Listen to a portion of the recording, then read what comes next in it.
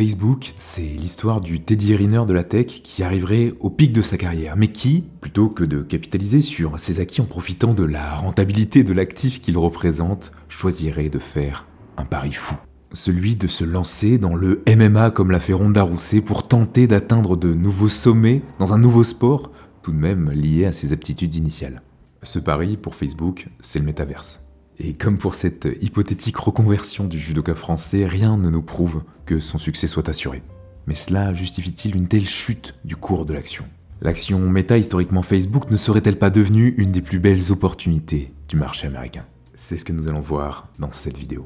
Pour information, je publierai exceptionnellement cette analyse sur ma chaîne YouTube. Donc pour ceux qui ne sont pas des initiés de mes analyses mensuelles, sachez que je produis une analyse de ce type tous les mois pour ceux qui sont abonnés à ma newsletter qui est gratuite. Bien entendu, l'action change tous les mois, donc pour ne pas passer à côté de l'action du mois prochain, il vous suffit de vous inscrire via le lien en description. Et avant d'attaquer, petit disclaimer, initialement je suis ingénieur et aujourd'hui un professionnel de la finance accrédité par l'autorité des marchés financiers. Cependant, cette vidéo ne représente en rien un conseil personnalisé. Elle a au contraire pour but de vous apprendre à faire des choix plus justes par vous-même, ce qui est notre mission sur Parlons Long Terme. Sur une base annuelle, tout semblait bien aller pour Meta, car l'entreprise a été en mesure d'augmenter ses revenus plus rapidement que ses coûts n'augmentent comme nous allons le voir. Cependant, les résultats du 4e trimestre mettent en lumière une toute autre histoire.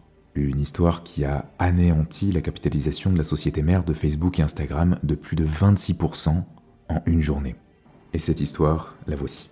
Au cours de ce trimestre, alors que les revenus de Meta avaient augmenté de 20% d'une année sur l'autre pour atteindre 33,7 milliards de dollars, les coûts globaux ont augmenté de 38% en raison d'investissements plus importants en recherche et développement, mais également en marketing.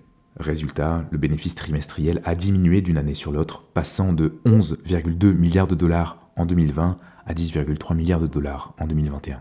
Mais ce n'est même pas tout. À cela s'ajoutent deux autres problèmes. Premièrement, la direction a noté que l'inflation et les perturbations de la chaîne d'approvisionnement ont un impact sur les budgets publicitaires, et par conséquent, les produits sont monétisés à des taux inférieurs sur la plateforme. Deuxièmement, Apple a mis à jour ses politiques de confidentialité sur ses appareils mobiles, ce qui entraîne des vents contraires à court terme pour Meta dont le coût est estimé à plus de 10 milliards de dollars. Concrètement, les modifications apportées par Apple diminuent les capacités de ciblage publicitaire de Facebook et donc la rentabilité des annonces des entreprises qui de facto diminuent leur budget publicitaire. Pourtant, une vue légèrement plus large de notre entreprise du jour nous rappelle le caractère profitable et financièrement sain du géant américain. Des ventes aux bénéfices en passant par les flux de trésorerie, la croissance de l'entreprise reste monstrueuse. Malgré la très légère baisse de la marge nette, on parle tout de même d'une des entreprises les plus profitables au monde, dont la marge brute excède les 80% et la marge d'exploitation les 40%. Des marges qui sont à l'image de l'avantage concurrentiel, car personne ne propose un service publicitaire aussi rentable pour les annonceurs que Facebook.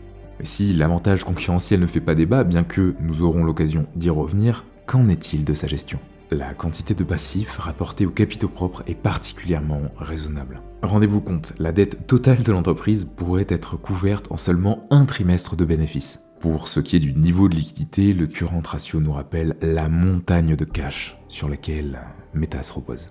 Enfin, le return equity et le return asset, tous deux supérieurs à 25%, nous rappellent la rentabilité de la stratégie d'allocation de capital suivie par la direction jusqu'à maintenant. Mais qu'en est-il du prix actuel de l'action Rémi, vous demandez-vous peut-être? Que ce soit via l'EVOEG, soit notre méthode d'approximation de la marge de sécurité, ou bien via la méthode du discounted free cash flow, la marge de sécurité est estimée à plus de 30% de la valeur actuelle du titre. On se retrouve logiquement avec un PER et un PCF inférieurs à 15, un PEG sous la barre des 0,4 ainsi qu'un price to book autour des 4, ce qui est dans le monde des techs particulièrement raisonnable au vu de la rentabilité de leurs actifs. Ainsi, le recul que nous encourage à avoir Howard Marks et même Peter Lynch lorsqu'un problème à moyen terme intervient et qu'il sanctionne de la sorte le cours d'une belle action, nous pousserait à nous jeter littéralement sur cette opportunité. Mais un facteur plombe tout. Un ratio est clairement hors cadre et c'est celui de la R&D, soit de la recherche et développement. Plus de 25% du résultat brut a été réinvesti dans de la recherche, ce qui n'assure aucun gain. Ainsi, si la direction particulièrement indépendante, portée par Zuckerberg, a ses avantages, son choix de potentiellement dilapider ses profits dans un pari qui est celui du métaverse fait peur. Maintenant, si ce n'était qu'un test rapide à l'instar des Google Glass qui, une fois qu'elles eurent fait leur flop sur le marché, furent jetées aux oubliettes, nous pourrions modérer nos inquiétudes. Mais ce n'est pas réellement la direction que semble prendre le fondateur de Facebook. Nous pouvons même nous attendre à une augmentation significative des dépenses similaires dans les années à venir pour le citer. Cependant, n'oublions pas que d'autres perspectives de croissance continuent à être trouvées, dénichées et exploitées par le géant américain. Comme le souligne cet article sur Forbes, Instagram, possédé par Meta, teste actuellement de nouveaux formats de rémunération pour les créateurs, dans une idée similaire à la plateforme OnlyFans qui a, d'après Bloomberg, généré plus de 2 milliards de ventes en 2020. Ce principe existe aussi sur YouTube où vous pouvez sur ma chaîne par exemple accéder à la rediffusion de live et à d'autres analyses d'actions comme celle-ci moyennant une petite souscription sur laquelle YouTube et donc Google se rémunèrent en prenant 30%. De plus, la dynamique d'acquisition de Meta, aussi fructueuse que qualitative, ne semble pas être vouée à s'arrêter du jour au lendemain et c'est un point essentiel sur lequel je vais revenir. Mais malgré ces nouveaux moyens de diversifier leurs revenus, ainsi que leur puissance capitalistique actuelle, une question se pose. L'entreprise Meta peut-elle encore rivaliser avec les nouveaux réseaux sociaux ? Tout comme Facebook a effacé MSN, certains se demandent légitimement si TikTok, qui comptabilise aujourd'hui plus d'1 milliard d'utilisateurs, ne remplacera pas Facebook. Légitime certes, mais difficile à croire. Car même si Facebook perd demain 50% de ses utilisateurs, il restera des familles pour créer des groupes Messenger pour un anniversaire, des amis qui échangeront sur WhatsApp, des créateurs de contenu qui posteront sur Instagram et une de nos vieilles connaissances pour nous donner son avis sur les prochaines élections présidentielles. Cela implique une chose essentielle pour le business de notre entreprise du jour. Il restera des utilisateurs qui partageront leurs données. Des données qui seront ensuite revendues une fortune à des entreprises prêtes à payer cher pour poster la bonne publicité sous les yeux du bon prospect. Et si notre Teddy Riner de la tech ne maîtrise pas l'évolution de son nombre d'utilisateurs, il maîtrise parfaitement la croissance de ses frais publicitaires qui ne font légitimement qu'augmenter tant que cela reste rentable pour les annonceurs. Un point à ne pas sous-estimer car pour certaines entreprises, acheter de la publicité Facebook peut être extrêmement rentable. Et ce, même si les frais de cette publicité se retrouvent demain à être augmentés de 50%. Par exemple, imaginez une minute que vous vendez une tablette à 500 € qui vous coûte 200 € à produire. Tant que vos coûts publicitaires restent inférieurs à 300 € par client, vous restez très rentable et c'est la raison pour laquelle les annonceurs ne sont pas prêts à arrêter de payer de la pub chez Facebook. Car même si vous dépensez 150 € par jour pour faire une seule vente de tablettes par jour, vous profitez tout de même d'un retour sur investissement journalier de 100% par jour sur vos investissements publicitaires, ce qui est monstrueux. L'entreprise reste donc actuellement très intéressante au regard de son activité d'exploitation. Toute la question reste de savoir si le nouveau positionnement stratégique de Meta ne cannibalisera pas cette valeur générée par la publicité Facebook à long terme. Mais comment doit-on interpréter cela en tant qu'investisseur ? Ferions-nous face à une crise de la quarantaine pour Zuckerberg qui refuserait de voir son entreprise devenir mature ? Telle est la question et pour y répondre, je souhaiterais vous faire ce rappel. Toute entreprise connaît cette courbe d'évolution sur des échelles plus ou moins grandes. Tout d'abord, il y a la phase de construction où l'entreprise est à perte et tente de convaincre des investisseurs et des clients de la viabilité de son projet. Virgin Galactic rentrerait parfaitement dans cette catégorie. Deuxièmement, il y a la phase de croissance, l'entreprise est rentable et ses chiffres ne cessent de croître car ses parts de marché augmentent.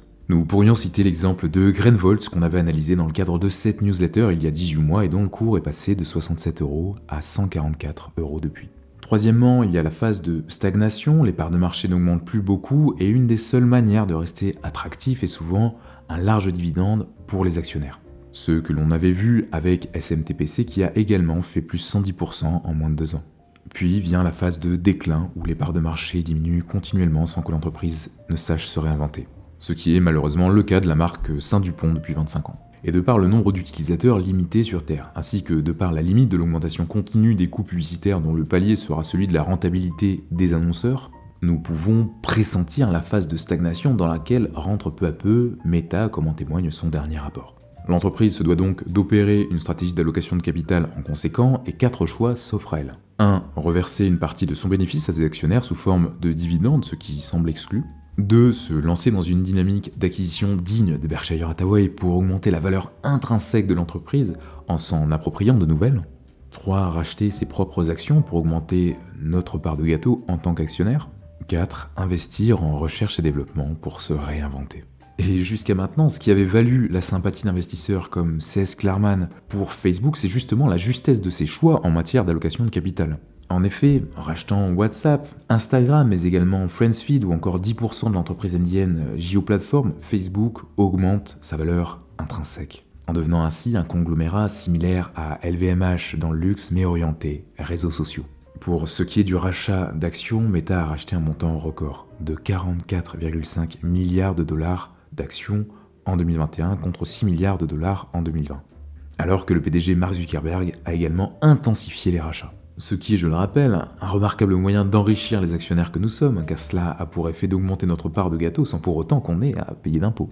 Mais le changement de cap opéré par la direction lors du dernier trimestre en investissant autant dans la R&D fait peur. Car bien que nous sommes toujours heureux d'apprendre qu'une recherche d'une décennie a amené un petit groupe de chercheurs à trouver un remède contre une maladie rare, il faut bien comprendre que capitalistiquement parlant, c'est rarement rentable. Et la plus grande peur des actionnaires de Meta à l'heure actuelle, c'est la cannibalisation de la valeur intrinsèque de Facebook par la recherche dans le métaverse. Le métaverse qui, quoi que l'on dise, reste un projet dont la réussite à l'heure actuelle reste purement spéculative. Mais si le métaverse a bon dos pour expliquer la chute du cours de Meta qui cote actuellement avec un PER à 40% inférieur aux autres GAFAM, n'y aurait-il pas un autre risque que nous aurions sous-estimé? Un risque qui est à la source de la chute actuelle des valeurs technologiques dont le fonds ARK de Cathie Wood paye les frais. Un risque qui a valu une baisse de 90% des valeurs technologiques au cours des années 2000 et de 75% des valeurs financières en 2008. Ce risque existe, il est omniprésent et c'est bien évidemment le risque de marché. Bien que cela fait plus d'1 an que nous le répétons, permettez-moi de faire encore une fois ce rappel. Comme en témoigne le PER de marché des USA, qui correspond à la moyenne des PER des entreprises américaines, le marché américain est actuellement surévalué par rapport à ses moyennes historiques. La chute d'entreprises comme Facebook est en ce sens un signal rassurant d'un marché qui corrige vers des prix plus décents. C'est pourquoi, si l'entreprise Meta présente plus d'un défaut à mes yeux, elle reste, comparativement à beaucoup d'actions américaines, bien plus intéressante car bien plus bon marché. Et la règle numéro 1 pour gagner de l'argent lorsqu'on investit, quel que soit le domaine, reste et restera le fait d'acheter quelque chose moins cher que ce qu'il ne vaut. Ceci étant dit, la voie empruntée par la direction indépendante de Meta est sinueuse pour le cours de l'action à moyen terme. Le manque de visibilité que nous avons sur le devenir de l'entreprise ne profitera d'ailleurs très certainement pas au cours de l'action dans un avenir proche. Et en ce sens, Facebook n'a peut-être pas touché son plus bas historique. Mais sur une perspective d'une dizaine d'années, je prends le pari que sa capitalisation dépassera les 2000 milliards de dollars. Et vous de votre côté, qu'en pensez-vous? J'attends vos avis en commentaire et je répondrai personnellement à chacun d'entre eux. Comme vous le savez, si vous êtes de ceux qui profitent de cette analyse mensuelle gratuite chaque mois, je dirige une société de conseil en gestion de patrimoine spécialisée en allocation de capital en bourse à long terme. On accompagne des professionnels qui profitent de nos analyses et solutions informatiques, mais également des particuliers que l'on forme à devenir autonomes pour investir en bourse par eux-mêmes. Libre à vous de m'envoyer un email à cette adresse si cela vous intéresse. C'était Rémi sur Parlons Long Terme et je vous dis à très vite les amis.